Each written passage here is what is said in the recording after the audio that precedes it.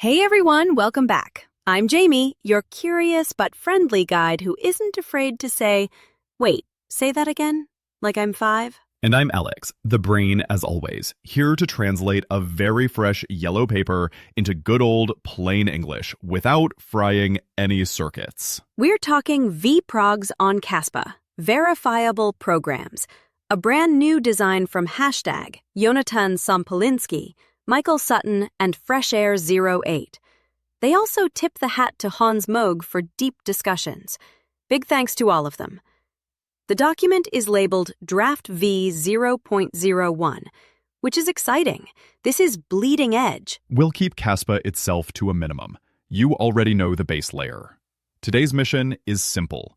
By the end of this episode, you'll be able to explain how vProgs actually work, step by step, with zero-knowledge proofs, anchors, scopes, and a graph structure that keeps everything straight.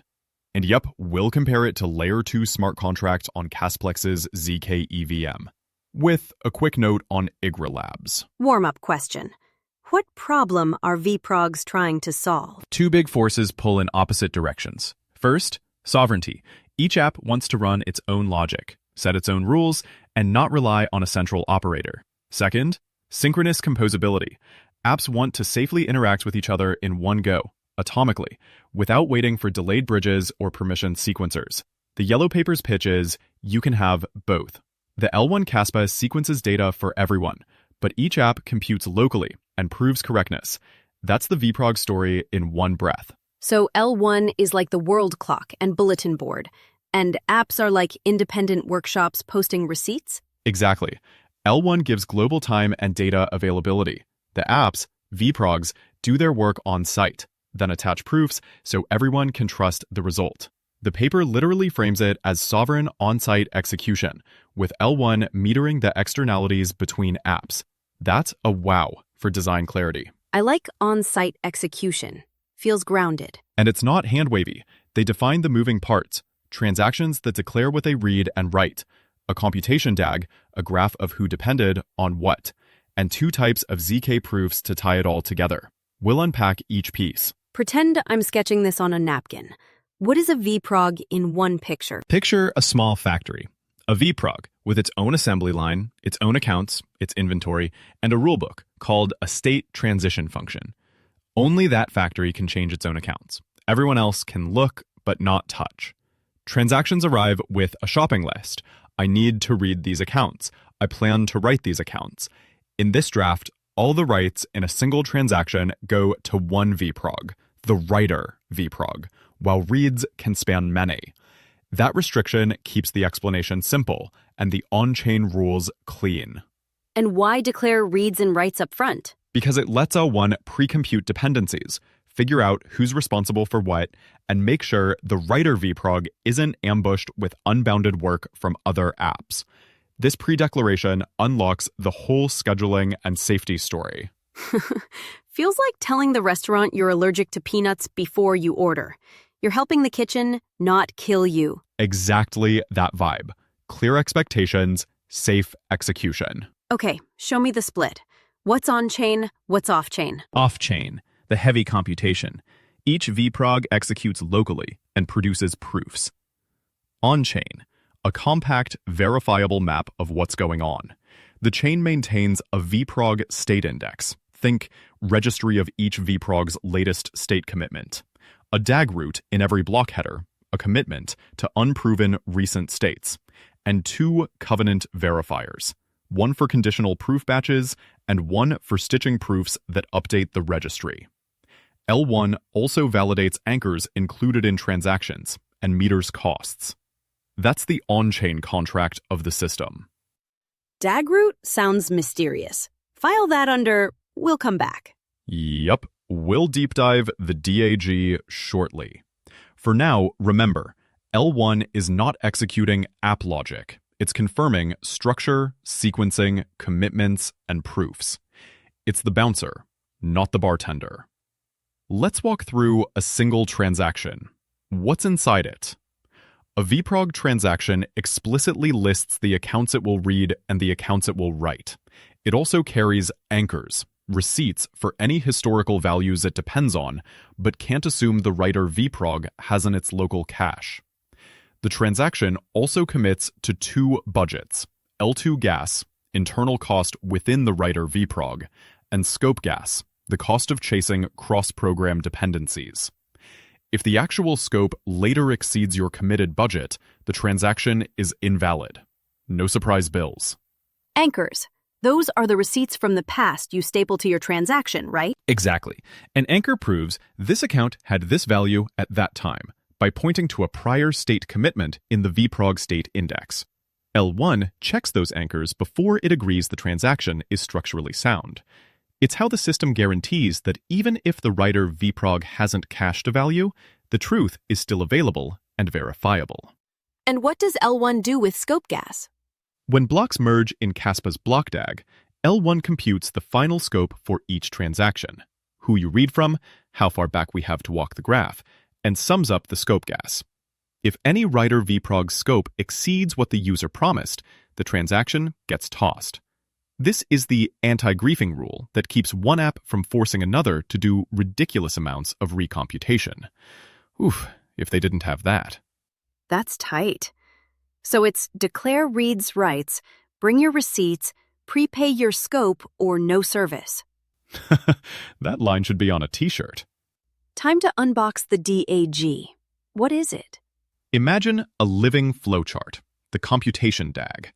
It has two kinds of dots, account state vertices, states of accounts at a time, and transaction vertices, the operations. Edges point from the states you read to the transaction, and from that transaction to the states it writes. This gives a precise, time-aware picture of who depended on what. L1 maintains the structure as transactions finalize. So the graph grows with each transaction, connecting the dots. How does the DAG root fit in? Each L1 block header includes a DAG root. Think of it as a compact fingerprint of all unproven account states that were just created and haven't yet been covered by a stitching proof. It's built in two layers, an account write tree per vProg, one leaf per live account's latest unproven state, and a vProg tree that Merkle rolls all those per vProg roots into one. That single root lets you later prove succinctly where a state sits in the DAG. That's your wow moment. The chain holds tiny commitments that reference a huge, evolving map. Nice. And L1 also tracks who already knows which values, so it can stop the graph walk early, right? Right. Each state vertex carries a list of vProgs that already know its value. During scope calculation, L1 walks backward through the DAG until it hits one of three things: your ScopeGas limit, a vertex your writer vProg already knows, or an on-chain anchor supplied by the transaction. That's how scopes stay bounded and predictable. Okay, proofs time. What are we actually proving? Two complementary proof flows. First, conditional batches. These say if the reads had these values and we run the writer vProg's code on that transaction, the writes would be those values. It's conditional. No claim about global finality, just my program behaves like this under those inputs. These are batched, Merkleized, and posted with a zk proof that the batch is well-formed and all leaves belong to the same vProg.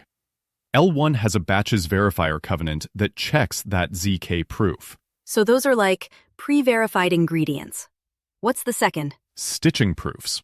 Picture taking a segment of time for one vProg, from commitment start to a new commitment end, and proving that all the writes in that segment are correct, given the conditional batches, the DAG position, and any foreign commitments you relied on. The stitching covenant checks. You started from the last accepted commitment for that vProg. Your end DAG root is indeed included in the block's vProg tree. Your referenced foreign commitments exist in the index.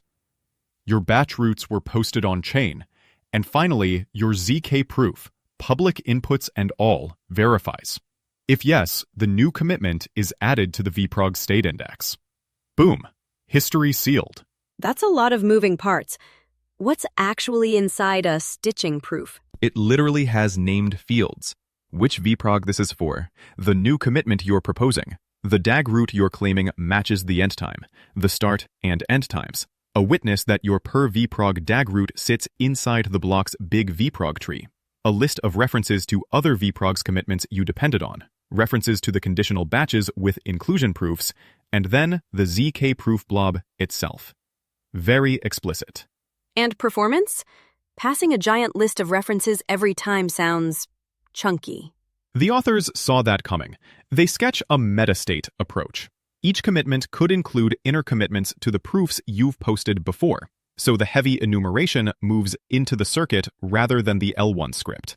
It's future work, but it directly tackles bandwidth and verification overhead. So conditional batches are if-then proofs for transactions. Stitching is the tie a bow on the last n minutes proof for a vProg. Got it. Nailed it. Let's make it concrete. If my lending vProg needs prices from your DEX vProg, can we do that in one step? Yes, your transaction declares, reads from the DEX, writes to the lender. You include anchors for any values you can't assume your lender already has. L1 sequences, validates anchors, computes scope based on the actual block merge order, and checks your ScopeGas bound. The lender vProg replays just enough of the DEX logic, using conditional batches where available, to trust those reads, then applies its own logic and writes its accounts. Later, a stitching proof updates the lender's state commitment. That's synchronous atomic composition, no hopscotch or maybe next epoch. And the wallet experience for users? They still see one transaction and one confirmation path? Exactly. Under the hood, there's scoped recomputation and zk verification. To users, it's one clean submit. What keeps this from turning into a denial of service where I make your vProg recompute half the graph? Reassuring ScopeGas. Your transaction pre-commits a per vProg scope budget. The merging block calculates the actual scope walk. If it exceeds your commitment in any coordinate, banhammer, invalid. This rule prevents scope explosion griefing and is baked into consensus. That's surprisingly elegant, and it feels strict in a good way. Strict like a seatbelt. You don't notice it until it saves you. Who runs these proofs?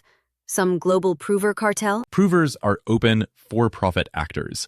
A vProg can incentivize them with its own L2 gas model. Each vProg defines and prices its internal gas, and L1 just regulates that each vProg's usage stays within bounds per block. Over time, you'll likely see specialization, provers who are great at a particular vProg's circuit. But what if provers don't cooperate or share data fast enough? There are two paths. The optimistic path. Provers share data off-chain, so they can decipher conditionals from each other's batches and stitch faster. If that breaks down, you have the sovereign path. Your prover can still move forward alone, because the segment to stitch is derivable from the on-chain DAG roots and your transaction-supplied anchors. You can regenerate missing conditionals yourself, stitch, and keep your vProg live. That's a huge resilience feature, and honestly, a wow moment for me. So your vProg is never hostage to some other team's proof queue. Big sigh of relief. Exactly. Liveness without central sequencers or social coordination heroics. Hit me with approachable scenarios. First, the fun one. A game. Imagine a game vProg that wants to update a player's level if two conditions hold. Their identity vProg says they solved a quest, and an items vProg says they hold a specific sword. One transaction declares reads from identity and items, writes to the game. It attaches anchors for any reads the game can't already verify from cache, L1 sequences, and computes scope. The game vProg replays the minimal slice of identity and items history needed, bounded by ScopeGas, then writes the new level. Later, a stitching proof cements the game's new commitment. The player sees a single level-up transaction. Clean. Second, a stablecoin vProg reading an Oracle vProg plus an AMM vProg for redundancy, 2 feeds, and a price sanity check. Same flow. Declare the reads, include anchors to nail down which historical values you're trusting. Pre-commit ScopeGas, so you can't be forced into chewing infinite history. The stablecoin writes its peg adjustment only if both conditions pass. Later, stitching rolls up the day's changes into a new commitment the chain recognizes. If one oracle's prover is slow, the stablecoin's prover takes the sovereign path and keeps going. Third, a DAO vProg that only accepts reads from certain blessed vProgs. Can it reject a transaction that tries to read from a shady vProg? 100%. The paper's explicit. L1 is agnostic. Composability approvals are up to each vProg. A transaction might look structurally valid to L1, even force the DAO to compute scope, but when the DAO runs its own logic, it can reject reads from unapproved sources and refuse to write. Directional, opt-in composability by design. That's both open and safe. For the nerds in the back, can we peek into the stitching-proof guts one more time? With pleasure. The stitching covenant checks 5 things in order. You're starting from the last accepted commitment for your vProg. Your end times per vProg DAG root is included in the block's vProg tree. Any foreign commitments you reference exist in the index. The batch roots you cite are actually on-chain, and your zk proof verifies under the circuit with those public inputs. It's extremely explicit. There's even a struct layout in the paper listing fields like prog ID, new commitment, DAG root, stagic, end time, ref pointers, and so on. And the conditional batch itself, what's committed there? A Merkle root over leaves where each leaf binds 3 hashes and an ID. A condition hash, a hash over the read set values ordered deterministically. A result hash, the writes, a TXN hash, the transaction ID, and a prog ID, which vProg this pertains to. Then, a zk proof asserts the Merkle root really is over valid leaves for that vProg's executable. L1 doesn't need the leaves, just the zk proof and the root. That keeps L1 lightweight. And I heard there's a transaction v1 spec in the appendix? Yep, a Rust-style sketch showing fields like keys, relationships, read-write sets, anchors, and separate maps for gases and scope gases. It's more implementation flavor than consensus law, but it's helpful to see how a concrete transaction could look. Tiny moment of applause for specs that include concrete structs. Same. It's the difference between a concept and something you can actually build. Let's contrast this with Casplex L2 smart contracts. If I'm a dev who lives in Solidity and MetaMask, what changes? Casplex is a based rollup zkEVM. Translation, there's no separate L2 sequencer. Kaspa L1 miners determine the canonical order of L2 transactions, and all L2 data needed to reconstruct state is posted on L1. Execution happens in an L2 indexer that replays the EVM bytecode strictly in L1 order. Developers basically write solidity, and zero-knowledge proofs provide validity. It's familiar, and it's live. So, same L1 does ordering, L2 does compute, but with the Ethereum VM. Exactly.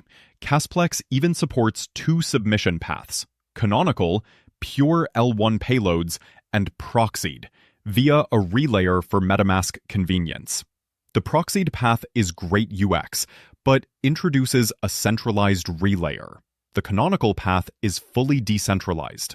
Either way, the L2 executes off-chain in the exact order L1 finalized. And how's that different from vProg? vProgs aren't a single VM with global state. They're a framework for sovereign programs that compute locally, share a common L1 scheduler, and prove correctness with conditional batches and stitching proofs. 2 special ideas you don't typically see in standard zkEVM rollups are anchors. Transactions must carry receipts for any historical reads the writer hasn't cached, and ScopeGas, the cost cap that stops you from offloading huge recomputation onto someone else's program. Those 2 features make synchronous atomic composition both safe and predictable. When would I pick one or the other? If you want to deploy now with familiar tooling, Casplex zkEVM is the straight road. If you're designing something that's sovereignty first, needs crisp atomic reads across programs, and wants the safety rails of anchors and ScopeGas baked into L1, vProgs map to that vision. They aren't mutually exclusive. Both rely on L1 for sequencing and data availability. They're different shapes in the same design space. And Igra Labs? People keep asking. The document you gave us points out a big information gap. Casplex has docs and a live zkEVM. Igra Labs appears much earlier. Little to no publicly verifiable technical detail right now, so direct technical comparison isn't really possible. The fun part is that a vibrant L2 ecosystem is brewing, but Casplex is the reference yardstick today. So Casplex is the use solidity today lane. vProgs are the sovereign, anchor and scope-aware ZK stitched lane. Labs is a watch this space. That's the clean summary. Before we land the plane, anything still marked to be continued? A few items are intentionally left for future revisions. Account creation and client cache pruning need detailed policies. The paper also calls out a publication/synchronization protocol so vProg nodes can fetch each other's code, because on-site execution assumes you can actually run the other program's logic. And there's the metastate optimization we mentioned, to streamline bandwidth when stitching references many prior proofs. The draft status is honest about these edges, which I appreciate. And the on-chain side, any changes needed there? Kaspa L1 needs zk verify capabilities and covenant support to check these proofs on-chain. The paper discusses options, including designated opcodes, and notes some trade-offs now that L1 must be explicitly aware of vProg commitments for anchor verification. It's not final, but it's scoped. What about economic incentives? Who pays provers? Each vProg defines and prices its own L2 gas and manages payments to provers. L1 merely regulates totals and scope bounds. The market happens at the vProg level. That's sovereignty again. Control not just over code, but also over economics. And the wow for me is still the sovereign path. Even if other provers don't share data, you can reconstruct the needed slice from the DAG and the anchors you already required users to include. That's chef's kiss. Same.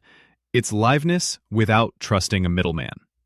Okay, big exhale. If you had to leave listeners with one line, what would it be? vProgs let apps stay sovereign and fast, while still composing synchronously, because L1 sequences everything, commits to the live edge of the dependency graph, and verifies two kinds of ZK proofs: conditional batches for if-then execution, and stitching proofs for this segment is correct. Anchors guarantee the past you depend on is present. ScopeGas prevents griefing. That's the heart of it. And if you want the EVM today with the same L1 does the ordering philosophy, Casplex's zkEVM is your runway, while vProgs sketch a sovereignty-first route that bakes in anchors and scope at the protocol level. Labs? We'll keep watching for real docs. Huge thanks again to Hashtag, Michael Sutton, and FreshAir08 for the vProgs draft, and to Hans Moog for the conversations they credit. This is the kind of spec that turns buzzwords into something you can build. If your brain's pleasantly buzzing, same here. Thanks for hanging out with us. Until next time, stay curious, stay kind, and don't forget your anchors.